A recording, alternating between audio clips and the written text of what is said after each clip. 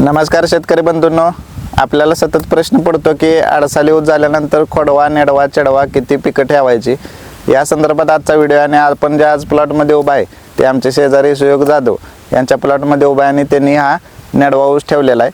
हा ऊस डिसेंबर महिन्यात तुटून गेलेला आहे, तर याच्याबद्दल आज तुम्हाला माहिती सांगणार आहे आणि नेडवा कधी ठेवायचं याविषयी तुम्हाला आज मी माहिती सांगणार आहे।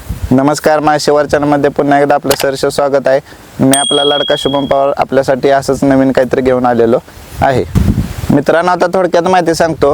हा जो अडसाली ऊस 2 वर्षापूर्वी केला होता त्याचं आता हे 1 एकर क्षेत्र आहे आणि 1 एकर क्षेत्रामध्ये 90 ते 91 टन ऊस गेला होता।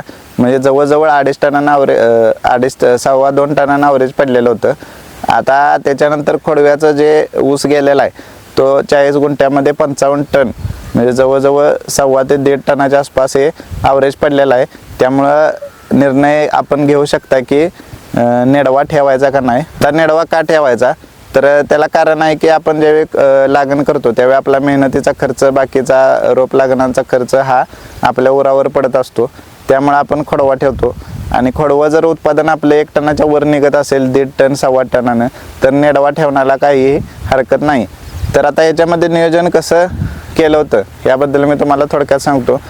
आता डिसेंबरमध्ये हा ऊस तुटला होता आणि डिसेंबरमध्ये ऊस तुटल्यानंतर याचा मल्चर मारण्यात आला।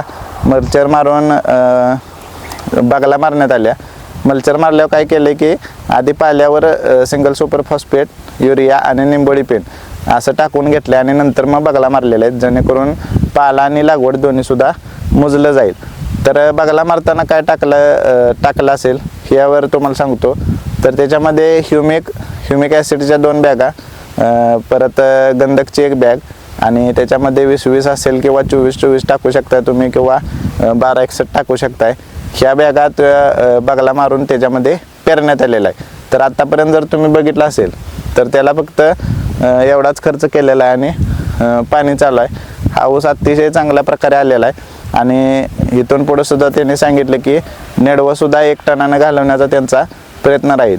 तर आता मित्रांनो, तुम्ही म्हणाल की आतापर्यंत फवारणी कुठली मारल्या, तर फवारणी फक्त एकच झालेली आहे, ती म्हणजे बुरशीनाशकाची।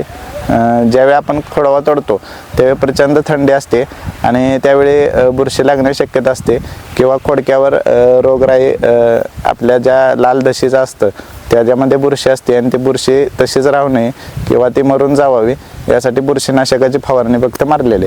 आता इथून पुढे अजून 1-2 महिन्यानंतर इथं भर लावली जाईल आणि भरीच्या वेळी खतं टाकली जातील।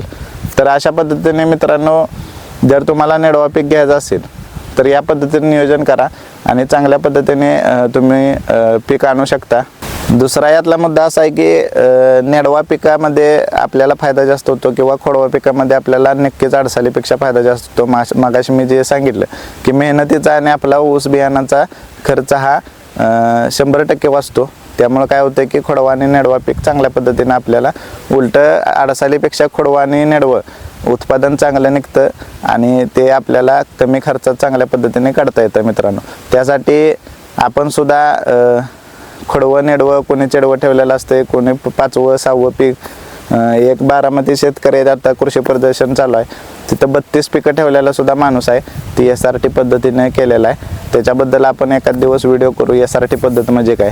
तर व्हिडिओमध्ये तुम्हाला दिसलंच असेल की हा ऊस कशा पद्धतीचा आहे। तर आज इथंच थांबूया आपण, आणि आपण सुद्धा कोणतं कितवं पीक घेत आहे ते कमेंट बॉक्समध्ये कळवा आणि आपलं नियोजन काय असेल तर ते पण मला कळवा।